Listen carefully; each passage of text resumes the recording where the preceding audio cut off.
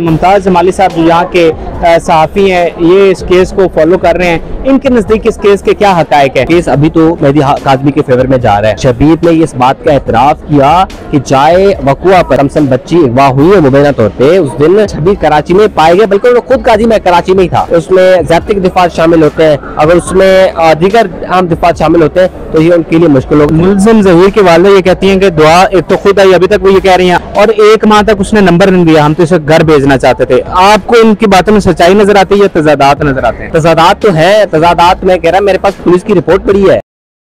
नाज़रीन, कराची में मौजूद हैं और यहाँ पर जो लोग इस केस को कवर कर रहे हैं उनसे इस केस के हकायक जानने की कोशिश कर रहे हैं। वो इस केस को किस तरह से देखते हैं। मुमताज जमाली साहब जो यहाँ के सहाफ़ी हैं, ये इस केस को फॉलो कर रहे हैं। इनके नज़दीक इस केस के क्या हकायक है? बहुत शुक्रिया भाई आपका टाइम देने का।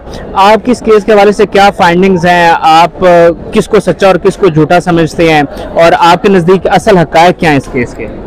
बहुत शुक्रिया। देखिए, मैं अभी चूँकि मैं कोर्ट का रिपोर्टर हूँ तो कोर्ट की रिपोर्टिंग करता हूँ। मैं हमेशा इन्हिसार करता हूँ अदालती अहकामात पर, पुलिस के डॉक्यूमेंट्स पर, इदारों के डॉक्यूमेंट्स पर। मैं नहीं समझता कि ऐसे हसास केस में कोई मैं अपनी जजमेंट दे दूँ और बाद में वो जजमेंट जो है गलत साबित हो और लोग मुझे जो है बड़ा बुला कहें या किसी के जज्बात के साथ मैं खेल लूँ। देखिए, मेरा अभी तक जो तजुर्बा है वो केस अभी तो मेहदी काज़मी के फेवर में जा रहा है। ठीक है। अब तक जो कार्रवाइयाँ हो रही हैं, शुरू में हमने देखा कि बिल्कुल मेहदी काज़मी साहब मायूस हो गए थे और वो समझ रहे थे कि अब केस जो है मेरे हाथ से निकल गया, लेकिन चूँकि उनको अदालतों पर एतमाद था, अपने इदारों पर एतमाद था, लेकिन सब कुछ होने के बावजूद केस ऐसा टर्न हो गया कि किसी को कुछ पता नहीं चला। अचानक ज़हीर नॉमिनेट हो गया जो कह रहा था कि मैं अदालतों में जमानत नहीं दूंगा। अचानक उनके भाई नॉमिनेट हो गए, उनकी वालिदा हो गई, 33 मुल्ज़िमान इस केस में नॉमिनेट हो गए। ठीक है, एक तो ये। दूसरा ये कि ज़हीर ये दावा कर रहा था कि जी मैं कराची में नहीं था, दुआ ज़हरा मेरे पास खुद आई, और उनके जो फैमिली वाले कह रहे हैं कि हम नहीं थे। लेकिन एक अपडेट आपको दूं कि कल जो पुलिस ने तफ्तीश, कल 2 दिन पहले जो पेशरफ रिपोर्ट पेश की, उसमें पुलिस ने खुद कहा कि दौरान तफ्तीश शबीर ने इस बात का एतराफ़ किया कि चाहे वक़ुआ पर, यानी जिस दिन कमसन बच्ची अगवा हुई है मुबैना तौर पे, उस दिन ज़हीर कराची में और शबीर कराची में पाए गए, बल्कि वो खुद काजी में कराची में ही था। एतराफ़ किया। अब इस एतराफ़ के बाद आप क्या समझते हैं कि एक शख्स जो इंटरव्यू में, मुख्तलिफ यूट्यूब में और मुख्तलिफ प्रेस कॉन्फ्रेंस में दावा कर रहे हैं कि लड़की हमारे पास खुद आती है और टैक्सी भी उसने खुद करवाई है, और पुलिस के सामने वो कह रहा है कि जी हम खुद वहाँ पर 16 अप्रैल को वहाँ पर थे। ये बड़ी पेशरफ्ती केस में। आज जो देखें, अब तक जो केस ये हुआ है कि चालान अब आना है, आखिरी मरहल में है। जिस दिन चालान आएगा केस का, मैं समझो कि असल केस स्टार्ट उस दिन से होगा। अगर अब देखना ये कि चालान में ज़्यादती के दिफात का इजाफा होता है या नहीं होता, चालान में अगवा के सेक्शन का इजाफा होता है नहीं होता, चालान में माइनर बच्ची को बहला फुसला कर लेकर जाने के जो दिफात है उसमें इजाफा होता है नहीं होता, कम उम्री शादी के दिफात का इजाफा होता है नहीं होता। अगर ये होते हैं तो जाहिर सी बात है ज़हीर और ज़हीर के जो दीगर सहूलतकार हैं उनके लिए ये बड़ा मुश्किल होगा, चूँकि ये बड़े हसास नोयत के सेक्शंस होते हैं, उनकी ज़मानतें जो है बड़ी मुश्किल मिलती है। अभी तो इसलिए जमानत उनकी तोसी हुई है और चूँकि चालान हतमी आया नहीं है, अभी तो वो ऐसे ही चल रहे हैं कि चालान जब हतमी आ जाए तभी, अगर चालान हतमी आ जाता है, जब इसमें एक चीज़ साबित होती है कि ज़हीर यहाँ पर थे, दुआ ज़हरा को खुद लेकर गए, और उसमें सिंध चाइल्ड रजिस्टर्ड मैरिज के दिफात शामिल होते हैं, उसमें ज़्यादती के दिफात शामिल होते हैं, अगर उसमें दीगर आम दिफात शामिल होते हैं तो ये उनके लिए मुश्किल होगा। अब अभी फ़िलहाल केस, जैसे आपने सवाल किया ना, अभी केस जो है चालान पर रोका हुआ है। जैसे चालान आएगा तो ही जो है केस आगे बढ़ेगा। बाकी ज़मानतें जो है मेरे ख्याल में कानून के मुताबिक हर मुल्ज़िम को ज़मानत का अख्तियार हासिल है, उनको हक है कि ज़मानत ले।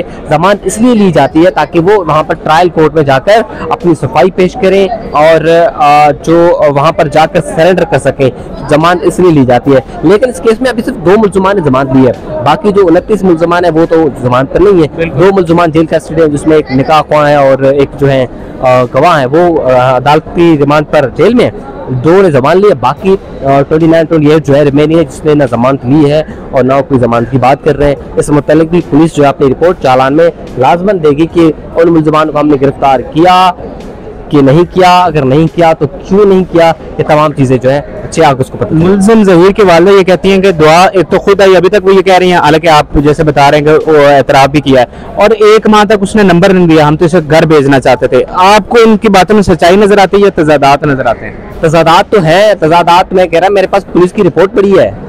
एक भाई कह रहा है मैं कराची में था, दूसरा कह रहा है मैं नहीं था। बड़ा भाई कह रहा है शबीर कि जी हम कराची में था, और छोटे भाई के साथ कराची में था। तो मैं आपको डॉक्यूमेंट्स भी दे दूंगा, आप अपने नाज़रीन को दिखा देना। लेकिन छोटा भाई कह रहा है कि मैं नहीं था। तो तजाद तो पुलिस के ऑफिशियल, अच्छा प्रेस कॉन्फ्रेंस तो आपका अपना दावा है ना, झूठ बोले सच बोले, जो पुलिस के ऑफिशियल डॉक्यूमेंट्स में उन्होंने ऐसा कहा है। एक भाई कह रहा है कि जी मैं था, एक कह रहा है मैं नहीं था। तो तजाद तो उनके अपने बयानात में है जो उनके तफ्तीश के सामने दिए हैं। और दूसरा ये कि अगर ये समझते हैं कि दुआ ज़हरा उनके पास खुद गई है, ठीक है, जब खुद गई है तो जब आप ने देखा कि एक आईजी को अपने ओहदे से हाथ धोना पड़ा, ये मिल नहीं रहे थे, जो खुद गई है ना बता देते कि भाई हमारे पास खुद आई है, इनको वापस लेकर जाए। ऐसे ही होता है ना, जब मेरे पास कोई अननोन लड़की आ जाए, मेरे घर आ जाए और मुझ पर एफआईआर भी हो और पुलिस मुझे पूरा पाकिस्तान ढूंढे, मैं उसको छुपाऊंगा क्यों? भाई अपने पेरेंट्स के पास, चलो पेरेंट्स को आप नहीं देते, वो आप समझते हैं कि खतरा है वहाँ पर, महफूज नहीं है, आप पुलिस को दे देना कम से कम। तो एक आईजी को अपने ओहदे से हाथ धोना पड़ा, 4 तफ्तीशी अफसर इस केस में तब्दील हुए, पुलिस, एवीसीसी, अब एसआईओ को जो है तफ्तीश मिल गई है। तो इनके बयानात में मुसलसल तजाद है, शुरू से लेकर अब तक तजाद है। अपने बयानात पर स्टैंड लेकर खड़े नहीं रहते, जी हमने जो पहले बात की है उस बात पर अभी भी कायम है। और मेरे ख्याल में वो मुलजिम है, इसलिए वो दिफा कर रहे हैं, और दिफा में कभी कभार बयानात जो है आगे पीछे करते हैं। और मेरे ख्याल में ये भी है कि जो उनको उनके जो लीगल एडवाइज़र हैं उनको थोड़ा समझना चाहिए कि ऐसे बयानात से इनके लिए मुश्किलात में इजाफा हो सकता है। लेकिन अगर आप कहें कि जी मैं नहीं था, और आप पुलिस के सामने बयान दे के मैं था, तो जो आप पुलिस के सामने बयान देंगे वो बयान अहमियत रखता है ना, जो बजाय का आप प्रेस कॉन्फ्रेंस में बयान देंगे। तो हाँ, तो पुलिस की रिपोर्ट में तो उन्होंने यही कहा है कि जी एक बड़ा भाई कह रहा है कि मैं था यहाँ पे। मुमताज़ भाई और भी बहुत सारी चीज़ें हैं, लेकिन फिर दोबारा आपको ज़हमत देंगे क्योंकि अभी आप जल्दी में हैं। मुमताज़ भाई की आपने गुफ्तगू सुनी और अपनी राय से कमेंट सेक्शन में ज़रूर अदा करें। जी अल्लाह हाफ़िज़।